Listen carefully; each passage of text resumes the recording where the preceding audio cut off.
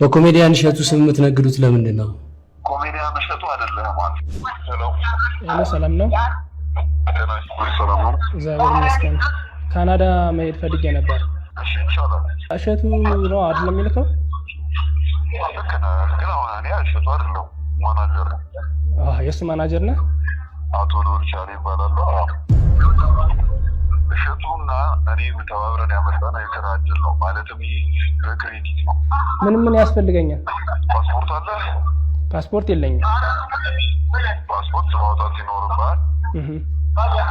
እስከዛ ግን እድሉ ያልፋል። መደበኛ 45 ቀን በላይ ስለሚቆየብህ ለማውጣት እናንተ ታግዙኛላችሁ? ማውጣት ትችላለህ። እኛ ጋር ስንት ብር ነው? ልዩነት አለው። ዋጋዊ ነው ግን ይህን ያህል አይደለም ልዩነቱ። በምን ያህል ቀን ነው እንዲሁ የፈለቀውን? በ2 ቀን አለ፣ በ5 ቀን አለ። በ5 ቀን ነው፣ ችግር የለም። 13,000 ብር። 13,000 ብር ቅድመ ክፍያ? ፓስፖርት ቅድመ ክፍያ ተከፍሎ ነው የሚወጣው። ከዛ ግን ይወጣልኝ አይደል? ለምን አይወጣልህ? ይወጣልህ። አሻራት ፋይዳ አለ አይደል? አለኝ። በጣም ጥሩ። እሱን ትልክልኝና ቴሌግራም ላይ አክቲቭ እናደርግልሃለን። የት ሀገር ነዋሪ ነህ? እኔ ባህር ዳር ነኝ። ባህር ዳር። ባህር ዳር ኢሚግሬሽን ቀበሌ 13 ታውቀዋለህ? አውቀዋለሁ። እዛ 13 አውቀዋለሁ። እዛ ትሄዳለህ። ቀንና መቻችላለህ። ለኃላፊው እኛ እንደውላለን። ገብተህ አሻራት ትሰጣለህ። በ2 ቀን ልዩነት ውስጥ ያው ፓስፖርት ይመጣል። በፖስታ ቤት ነው፣ እዛው አይደለም የምትረከበው። በፖስታ ቤት ነው የምትቀበል። ወረቀት ይሰጣል። ያን ወረቀት ወስደህ በፖስታ ቤት ትቀበላለህ። ፕሮሰሱን ደግሞ መጀመር ከፈለክ ቀጥታ ወደኛ እንዲመጣ ማድረግ ይቻላል። ፓስፖርት ስለ ኢሚግሬሽን እዛው ነው የምከፍለው ብሩን ወይስ አይደለም? ብር ቅድመ እኛ ነው የምንከፍለው። ለእናንተ ነው የምከፍላችሁ? እኛ ነው ክፍያ የምንፈጽመው። የብዙ ሰው ነው ከባህር ዳር የእንጅባራ ሰዎች፣ የጎንደር ሰዎች ባህር ዳር መጥተው ስለሚያወጡ እኛ ነው ክፍያ እየፈጸሙ የሚያወጡ። የት ነው ሂሳብ ታሰብ። በዛ ዲስካውንት ለእናንተ ይወጣላችሁ። ፈጣን ሲጀምር ባህር ዳር ያወጡላችሁ። የት ነው የምመጣው? እኔ አዲስ አበባ። አታውቀውም? ካናዳ ቆንስላ ጽሕፈት ቤት መጥቼ አላውቅም። መልካም፣ ችግር የለውም። ለማንኛውም ፋይዳ ትላክልኝና አክቲቭ አደርግልሃለሁ፣ እደውልልሃለሁ። በጣም ደስ እሺ፣ መቼ ልምጣ? ከባህር ዳር ብለህ ቴሌግራም ላይ መታወቂያን ፎቶ ላክ።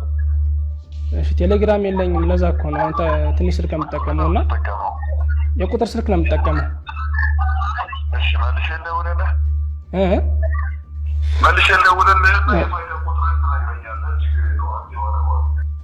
የኮሜዲያን እሸቱ ነኝ ማናጀሩ ነኝ ስትል ሰምቼ ነው። እና እኔና አንተ እንተዋወቅ አይደል? እኔ ኮሜዲያን እሸቱ ነኝ። እኔና አንተ የት ቦታ ነው የካናዳ ጉዞ የጀመርነው? ለምንድን ነው በስሜ የምትነግደው? በኮሜዲያን እሸቱ ስም የምትነግዱት ለምንድን ነው? ኮሜዲያን እሸቱ አይደለም አንተ። ኮሜዲያን እሸቱ ዱባይ ነው ያለው። እርግጠኛ ነህ? ያው እንዳያችሁት ጭራሽ እኔን ራሱ ኮሜዲያን እሸቱ አይደለም ዱባይ ነው ያለው ብሎኛል። እኔም ብከፍለው ይቀበለኛል ይሄ ሰውዬ። እኔንም ሊልከኝ ይሞክራል ማለት ነው። የትኛውንም አይነት ፕሮሰስ ከማድረጋችሁ በፊት የትኛውንም የጉዞ ሂደት ከመጀመራችሁ በፊት ትክክለኛ መሆኑን ኤጀንሲው ለማጣራት ብዙ ርቀት መሄድ አለባችሁ። ሲጀመር የካናዳ ኤምባሲ ውስጥ ወይም የካናዳ ቆንስላ ጽሕፈት ቤት ውስጥ የቪዛ ፕሮሰስ ለግለሰቦች እንደሚደረግ እኔ አይቼም ሰምቼም አላቅም። ስለዚህ በተቻለ መጠን ቲክቶክ ላይ አይታችሁ ካናዳ ልሄድ ነው ብላችሁ የቪዛ ፕሮሰስ እንዳትጀምሩ። የሚልኩላችሁ ዶክመንት ራሱ ፌክ መሆኑን ለጄሚናይ ብትሰጡትና ይሄ ዶክመንት ፌክ ነው ወይስ እውነተኛ ነው ብትሉት ጄሚናይ ይሄ ፌክ ነው እንዳትሸወድ ብሎ ይነግራችኋል። እና የምናሰለጥነው የኤአይ አጠቃቀም በተለይ ማጭበርበሮችን በስልክ ይሄ ብር ላኩ፣ እንደዚህ አድርጉ፣ በዚህ ቁጥር እናግኛችሁ እያሉ ብዙ ሰዎች ሊሞክሯችሁ ይችላሉ። ግን ኤአዩን በአግባቡ እንዴት መጠቀም እንዳለባችሁ ካወቃችሁ ራሳችሁን ማዳን ትችላላችሁ። ለማንኛውም የካቲት 21 ኦንላይን ትምህርቱ ይጀመራል። በአካል ደግሞ ከኔ ጋር የምንገናኘው መጋቢት 21 ነው። ግን የመጋቢት 21 ክላስ እየሞላ ነው። ያሉትን ጥቂት ወንበሮች ደውላችሁ ብትይዙ በጣም ደስ ይለኛል። በአካል እንገናኛለን።